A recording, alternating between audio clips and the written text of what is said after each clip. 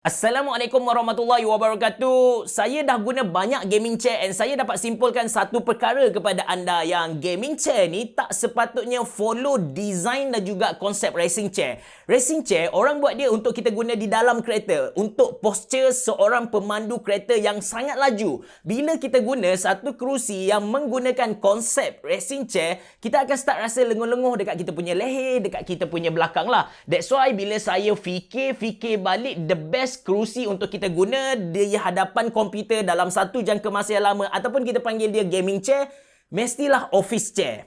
Kerusi office. Cuma specifically kita panggil dia ergonomic chair lah, yang mampu bagi support dekat keseluruhan body kita lah.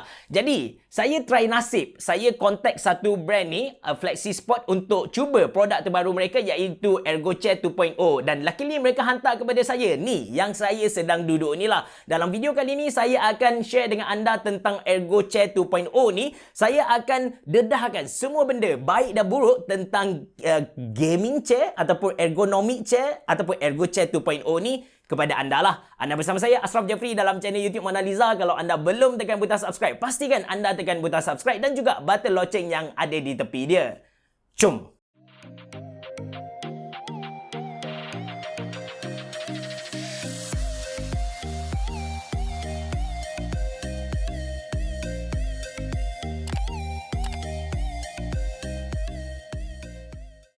Proses pemasangan ergonomic chair ni beza sikit lah compare dengan pasang gaming chair. Tapi tak susah pun. Cuma kita kena baca dia punya manual balik. Which is, bagi seorang gamer, true gamer ataupun tech YouTuber, benda ni, baca manual ni mencalakan image saya lah. Basically, ada 6 part yang kita kena pasang. Ada headrest, back seat, 2 armrest, penyambung antara base dan juga seat tu, dan juga tayar. Sepanjang proses pemasangan ni, kita boleh nilai sendirilah kualiti produk ni macam mana. Sebab kita akan pegang part by part tu kan. Hampir kesemua kerusi ni diperbuat dari plastik kecuali penyambung antara base dan juga seat. Bagi saya, build quality dia hampir kurang. So, kena hati-hati bila nak pasang. Saya hampir rosakkan satu tayar sebab tekan kuat-kuat tapi tak masuk. Overall, saya siap pasang Ergochair 2.0 ni lebih kurang dalam 30 minit lah. Okey, sebelum saya share pengalaman peribadi saya duduk atas Flexispot Ergochair 2.0 ni, saya cerita dulu feature-feature yang di-offer. Yang best tentang Ergochair 2.0 ni, hampir kesemua part yang bersentuh dengan badan kita, kita boleh adjust ikut keselesaan kita. Memang tercapailah matlamat dia as an ergonomic chair tu. Macam headrest ni, kita bukan sahaja boleh laras ketinggian dia, tapi kita boleh laras juga sudut dia tu. Kemudian back seat, macam biasa kita boleh jatuhkan dia ke belakang dengan dia punya adjustable angle tu dalam 20 darjah. Okey, untuk back seat ni ada lumbar support yang bukan sahaja kita boleh laras dia punya ketinggian sekali dengan baiki tempat duduk tadi, tapi kita boleh adjust tension dia, tekanan yang kita nak dia bagi dekat tulang belakang kita. Ada tension lock dekat belakang dia. Untuk ketinggian seat ni kita boleh laras lah dari 460 hingga 540 mm. Tempat duduk ni pun kita boleh adjust ke depan sikit atau ke belakang sesuai dengan cara kita nak duduk. Kalau kita dalam mood serius gitu, so kita boleh adjust dia macam condong ke hadapan, kita boleh duduk dekat hujung-hujung kerusi lah. Armrest dia jenis 4D, jadi kita boleh laras dia punya ketinggian, position, depan, belakang, kiri, kanan tu, dan juga kita boleh laras dia punya bukaan, nak tutup ke nak buka. Dan of course, dia datang dengan 5 tayar lah untuk kita senang bergerak. Untuk design dia, to be honest dengan anda, at the first place, saya rasa design dia ni bodoh-bodoh je, macam office chair kan. But bila saya guna lama-lama, saya rasa cool jugalah dia punya design tu. Dia tak ada gaming feel, tapi frame yang ada kat belakang backseat ni, dia buat nampak ala-ala Transformer. Memang cool habis lah. Backseat dia ni diperbuat dari benang-benang halus supaya udara boleh keluar masuk and kita punya kulit belakang tu boleh bernafas gitu. Ketebalan tempat duduk dia, kalau kita tengok dari luar, kita akan nampak wow, tebalnya, mesti selesa duduk ni kan. Tapi bila saya guna Ergochair 2.0 ni dalam sejam atau 2 jam macam tu, saya start rasa macam tak selesa dekat saya punya pungkok ni lah. To be honest dengan anda, kalau saya bandingkan dengan saya punya main gaming chair which is Underseat T Pro 2, Underseat T Pro 2 lagi selesa kalau saya nak duduk dia dalam satu keadaan yang, satu tempoh masa yang agak lama lah. Berat saya sekarang dah bertambah Dulu 73, sekarang 78 kg.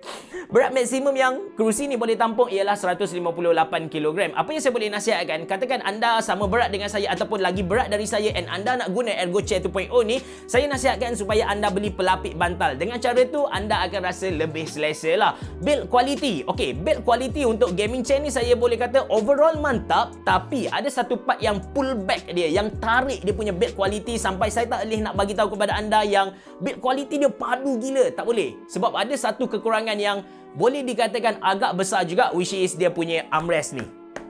Armrest dia menarik sebab dia 4D armrest, 4 direction, 4 direction. Kita boleh tinggikan dia, kita boleh rendahkan dia, kita boleh laras dia ke depan, kita boleh laras dia ke belakang, kita boleh laras ke kiri, ke kanan dan juga buka dan tutup. Masalah dekat armrest ni ialah build quality dia memang menangis, babe.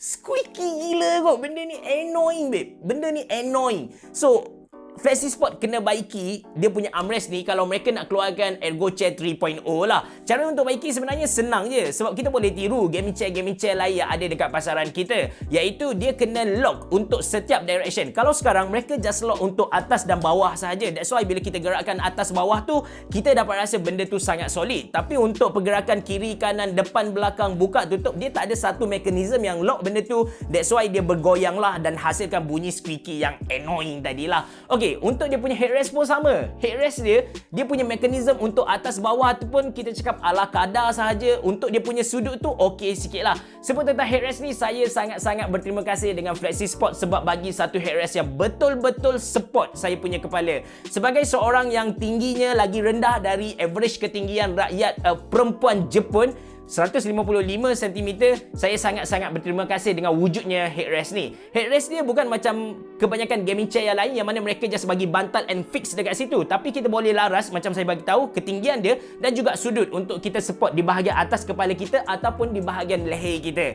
Seriously, sangat-sangat membantu. Bab lain memang saya tak ada komplain langsung and dia punya kualiti mantap. Okey, untuk dia punya back seat, kita boleh jatuhkan hingga 20 darjah and kita boleh rocking.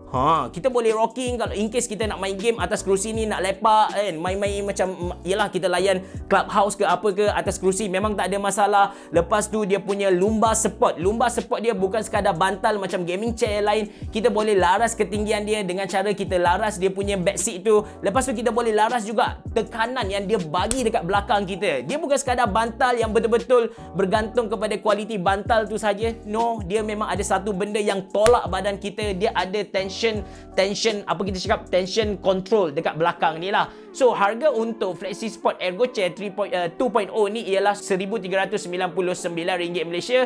Kalau anda tanya saya, kalau anda nak beli gaming chair and anda ada bajet, anda punya berat tu lagi rendah dari saya ataupun maybe sama berat dengan saya, definitely saya akan recommend anda untuk beli Ergochair 2.0 ni. Kalau anda lagi berat dari saya, anda boleh beli juga, tapi saya nasihatkan anda beli pelapik bantal. Walaupun video ni disponsor oleh Flexispot, saya tak ada sorok apa-apa info kepada anda. Apa yang baik saya ceritakan, apa yang buruk pun saya ceritakan. Harap dengan ni Flexispot berpuas hati dan mereka hantar adjustable mereka kepada saya. Terima kasih kerana menonton. Jumpa lagi.